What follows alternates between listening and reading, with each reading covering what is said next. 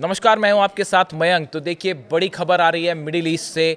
America ने Iran के आसपास 800 के करीब टॉम हॉक क्रूज मिसाइल्स जो हैं वो तैनात कर दिए हैं। जी हां, बड़ा मिलिट्री मूवमेंट है ईरान के चारों तरफ। और जो एक्सपर्ट्स बता रहे हैं कि इराक वॉर के समय या अफगानिस्तान वॉर के समय मिडिल ईस्ट में इतने बड़े स्तर पर अमेरिका ने अपने हथियारों को, शिप्स को, मिसाइल्स को का जखीरा जो है वो जमा किया था। अब बिल्कुल उसी तरह का मिलिट्री मूवमेंट ईरान के चारों तरफ हो चुका है। और जो खबरें हैं, जो डिफेंस सोर्सेज बता रहे हैं कि करीब 800 टॉम हॉक मिसाइल्स हैं जो कि ईरान के आसपास अलग अलग जहाज़ों में हैं, सबमरीन्स पे हैं। देखिए, टॉम हॉक वो मिसाइल है अमेरिका की। इसका जिक्र मैं क्यों कर रहा हूं?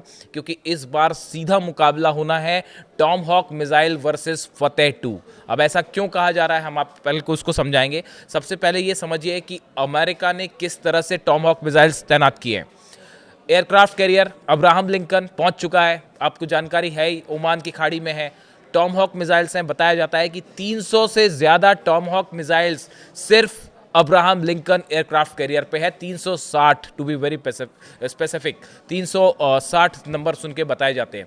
इसके अलावा जो डिस्ट्रॉयर्स हैं, जो ओमान की खाड़ी में हैं, जो अरब सागर में हैं, जो मेडिटेरियन सी में हैं, अलग अलग जहाज जो अमेरिका में हैं, अमेरिका के यहाँ पे तैनात हैं, उन सब में भी टॉम हॉक मिसाइल्स लगा दी गई हैं। और जो बार बार कार्गो प्लेन्स पहुँच रहे हैं अमेरिका के, जॉर्डन में, कतर में, सऊदी में, इन सब प्लेन से ये मिसाइल्स लाई गई हैं यहाँ पे। और बताया जा रहा है कि 800 से ज़्यादा मिसाइल्स जो हैं वो तैनात कर दी गई हैं। 5 बड़ी सबमरीन्स अमेरिका की, जो कि कुछ तो अब्राहम लिंकन जो इनका वो है उसके साथ ही चलती हैं कुछ पनडुब्बियां, वो हैं ही। इसके अलावा भी कुछ सबमरीन्स जो हैं वो मिडिल ईस्ट में ईरान के आसपास तैनात कर दी गई हैं। और इन सबमरीन्स से टॉम हॉक मिसाइल्स फायर की जा सकती है। यानी एक बड़ा अंदेशा ये जताया जा रहा है कि अगर ईरान पर हमला होता है तो वो अमेरिकन टॉम हॉक मिसाइल से हो सकता है, और वो सबमरीन से हो सकता है, शिप से हो सकता है, और अलग अलग इनके जो डिस्ट्रॉयर्स हैं उनसे हो सकता है। लेकिन इसका करारा जवाब देने के लिए, देखिए, मैंने आपको बार बार कहा कि ईरान ने इस बार हर अमेरिका की तरफ से जो भी स्टेप उठाए गए, इजराइल की तरफ से, इजराइल तो एक्चुअली कायदे में बहुत पीछे छूट चुका है ईरान को टक्कर देने के मामले में, अमेरिका की तरफ से जो भी स्टेप्स उठाए गए हैं उनका एग्रेसिव जवाब दिया है, एक कदम आगे बढ़ के जवाब दिया है। देखिए, खबर यह है कि 800 मिसाइल्स जो अमेरिका की तैनात की गई हैं अलग अलग इलाके में आसपास टॉमहॉक, उसका जवाब देते हुए 2000 मिसाइल्स ईरान ने तैनात कर दी हैं, जिसमें फतेह 2 मिसाइल्स हैं, जिसमें सेजिल मिसाइल है, जिसमें खुर्रम शहर मिसाइल है, और खैबर। देखिए, इसका जो डिप्लॉयमेंट हुआ वो भी बड़े स्ट्रेटेजिक तरीके से हुआ। 700 मिसाइल्स, खैबर सीरीज़ की मिसाइल्स हैं 700, जो कि ईरान ने अपने बॉर्डर पर तैनात की हैं, जिनके निशाने पर हैं अमेरिका के बेसिस। उसके बाद जब ये खबर आई कि अब्राहम लिंकन पहुंच चुका है और बड़े पैमाने में मिसाइल्स जो हैं वो अमेरिका से ट्रांसफ़र करके जॉर्डन पहुंच रही हैं। देखिए, जॉर्डन में जो अमेरिका का बेस है, एयर बेस है, वो अब ईरान पर हमले के लिए फॉरवर्ड बेस बन गया है। देखिए, जब कोई भी देश हमला करता है किसी भी देश पे, तो अपना एक एयर बेस जो होता है उसको फॉरवर्ड बेस कहलाता है, जिस बेस से आप जंग की शुरुआत करते हैं, या जो सबसे प्रमुख भूमिका निभाता है सबसे शुरुआती तौर पर होता है।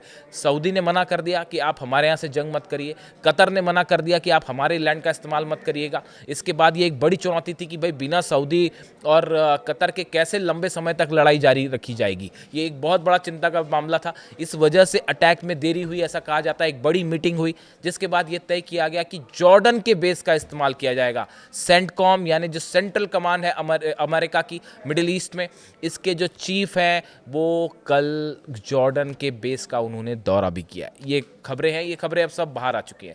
पिछले 7 दिनों के अंदर कम से कम 10 बड़े कार्गो जेट्स अमेरिका के जॉर्डन बेस पर पहुंचे हैं।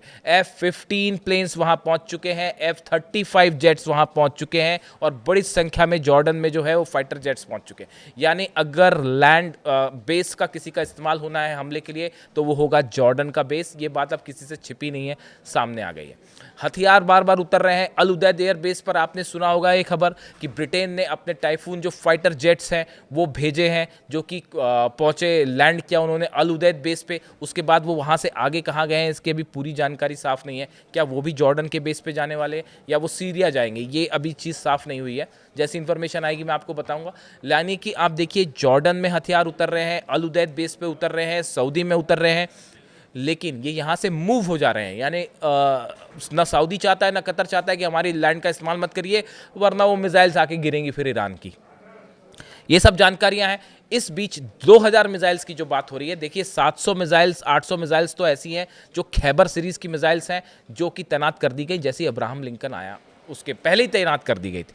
जब अब्राहम लिंकन पहुंचा ओमान की खाड़ी में, उसके बाद जब ये खबरें आनी शुरू हुई कि बड़ी संख्या में हथियार आने शुरू हो गए हैं और बड़ा मूवमेंट है, उसके बाद ईरान ने अपनी मिसाइल सिटी से, बताया जाता है 500 के करीब फतेह 2 सीरीज की मिसाइल्स जो है उसका मूवमेंट किया। 500 मिसाइल्स ऐसी हैं जो ईरान ने फतेह 2 सीरीज की जो है निकाल के अलग अलग लॉन्च पैड्स पे तैनात कर दी है। यानी आप अगर 800 खैबर मिसाइल है, 500 आप मान लीजिए, और तो 1300 आपकी मिसाइल्स ये हो जाती है। इसके अलावा सेजिल और खुर्रम शहर 4, ये वो मिसाइल्स हैं सबसे ज़्यादा डेडली मिसाइल्स। सबकी रेंज जो है वो ईरान ने इंक्रीज़ करी है, मॉडिफिकेशन किया है, और जो जिसकी रेंज पहले 2000 किलोमीटर थी, अब वो बढ़ के उसको बढ़ा के 3000, 3500 ऐसा करने की कोशिश की गई पिछले 6 महीनों के दौरान, 12 दिन की जंग के बाद।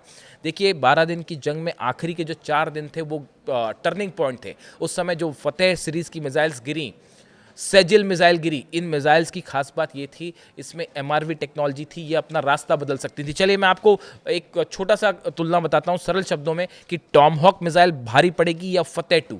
देखिए, टॉमहॉक मिसाइल अमेरिका की लंबी दूरी की सबसोनिक क्रूज मिसाइल है, जिसे जहाज़ों और पनडुब्बियों से लॉन्च किया जा सकता है, और यह रडार से बचते हुए बहुत कम ऊंचाई पर उड़कर सटीक लक्ष्य पर हमला करती है। देखिए इसकी खास बात यह है, क्रूज मिसाइल है, बेहद एक्यूरेट है और बेहद कम ऊंचाई पर उड़ती है, इसलिए रडार में इसे ट्रैक करना बेहद मुश्किल होता है। करीब 2500 किलोमीटर इसकी क्षमता है, और जीपीएस और नेविगेशन सिस्टम बहुत हाईटेक इसमें लगा होता है। यही वजह है कि पुतिन बार बार इस बात से, जैसी ये बात खबर आई कि अमेरिका यूक्रेन को टॉमहॉक मिसाइल दे सकता है, पुतिन ने कहा था कि अगर ऐसा होगा तो हम इसे जंग की शुरुआत मानेंगे, और अमेरिका रुक गया। देखिए ये इसी वजह से इसको इतना डेडली मिसाइल माना जाता है। अब फतेह 2 की बात करिए। देखिए ईरान की मिसाइल्स को बोल के बताना उतना आवश्यक नहीं है, वो आपने देखा पिछले 12 दिनों की जंग में, आखिरी के 4 दिन के विजुअल्स और वीडियोस देख लीजिए, आपको पता चल जाएगा ईरान की मिसाइल्स कितनी खतरनाक है। लेकिन चूंकि फिर भी टॉमहॉक और फतेह 2 का आमना सामना कर रहे हैं कुछ डिफेंस एक्सपर्ट, इसलिए अगर हम चर्चा करें तो फतेह 1 और फतेह 2 ईरान की सबसे खतरनाक हाइपरसोनिक मिसाइलें मानी जाती हैं। इनकी रफ्तार 13 से 15 मैक है, जो हो सकता है कि एडवांसमेंट के साथ बढ़ भी गई हूँ। ये करीब 2000 से 3000 किलोमीटर तक फतेह 2 जो मिसाइल है उसकी मारक क्षमता हो सकती है, जो कि एडवांस मिसाइल तैयारी की गई है। इसकी सबसे बड़ी खास बात है कि इसका मैन्यूवरेबल वॉरहेड है, ये टर्मिनल फेज में दिशा बदल सकता है, यानी आयरन डोम और एरो सिस्टम के लिए इन्हें पकड़ना बेहद मुश्किल है। खास बात फतेह 2 की, जो डिफेंस सिस्टम है खास तौर पे इजराइल के, चाहे वो आयरन डोम हो या थार्ड भी इसमें शामिल किया जाता है। देखिए आयरन डोम और एरो, ये 2 सिस्टम ऐसे हैं जो फतेह 2 को नहीं पकड़ पा रहे, ये तो हमने पिछली बार देख लिया। अब थार्ड, बड़ी संख्या में थार्ड डिप्लॉय किया गया अमेरिका की तरफ से, लेकिन जो मिसाइल्स में डेवलपमेंट हुए हैं ईरान ने किए, ये मिसाइल्स को क्या थार्ड सिस्टम रोक पाएगा? थार्ड सिस्टम तो पिछली बार भी लगा था, लेकिन उसके बाद भी आखिरी में 4 दिन में मिसाइलें गिरी। तो अब ये एक बार बड़ी देखने की बात होगी। अमेरिका ने बड़े पैमाने पर इन देशों में जो है वो अपने मिसाइल डिफेंस सिस्टम लगा दिए हैं, चाहे जॉर्डन की बात हो, चाहे कतर की बात हो, चाहे सऊदी की बात हो, चाहे कुवैत की बात हो, चाहे सीरिया की बात हो। इन सब बॉर्डर्स पे और इंक्लूडिंग इराक, कई इलाकों में बताया जाता है कि मिसाइल डिफेंस सिस्टम लगाए गए हैं, और वो मूल रूप से लगाए गए हैं इजराइल को बचाने के लिए, कि अगर ईरान ने मान लीजिए 500-600 मिसाइल एक साथ दाग दी इजराइल पर, तो वो मिसाइल्स कैसे रोकेंगी। पिछली बार भी जॉर्डन ने बड़ी भूमिका निभाई थी ईरान की मिसाइल्स रोकने में। तो इस लिहाज से अब ये माना जा रहा है कि टॉमहॉक मिसाइल वर्सेस फतेह 2, एक तरफ अमेरिका की टॉमहॉक मिसाइल्स हैं, उनके कई सारे फाइटर जेट्स हैं, इसके अलावा अब सामने जो है वो है फतेह 2, सामने है सेजिल, सामने है खुर्रम शहर, यानी मिसाइल वर्सेस मिसाइल। और देखिए जो हालात बने हुए हैं, जो एक्सपर्ट्स मान के चल रहे हैं, देखिए जो पिछले 3 दिनों में हालात तेज़ी से बदले हैं। पहले ये कहा जा रहा था कि शायद डोनाल्ड ट्रंप हमला ना करें। ये मैं आपको 2 से 3 दिन पहले की बात बता रहा हूँ कि एक इस तरह की बात चलने लग गई थी कि शायद डोनाल्ड ट्रंप हमला ना करें। लेकिन क्या ये कोई प्लॉट तो नहीं है कि आप ये दिखाने की कोशिश करें कि अब हमला टल गया, अब हम हमला नहीं करेंगे और इसी बीच हमला कर दिया जाए? ईरान को इसी बात का शक है, इसीलिए ईरान एक कदम आगे की तैयारी कर रहा है। यहाँ पे जो है वो 500 मिसाइल तैनात हो जा रही हैं, वहाँ 2000 मिसाइल तैनात हो जा रही हैं। और देखिए जितना बड़ा ये मूवमेंट है, इतना बड़ा मूवमेंट इराक वॉर के समय हुआ था, अफगानिस्तान वॉर के समय हुआ था, और इसमें बड़े पैमाने पर खर्चा हुआ है।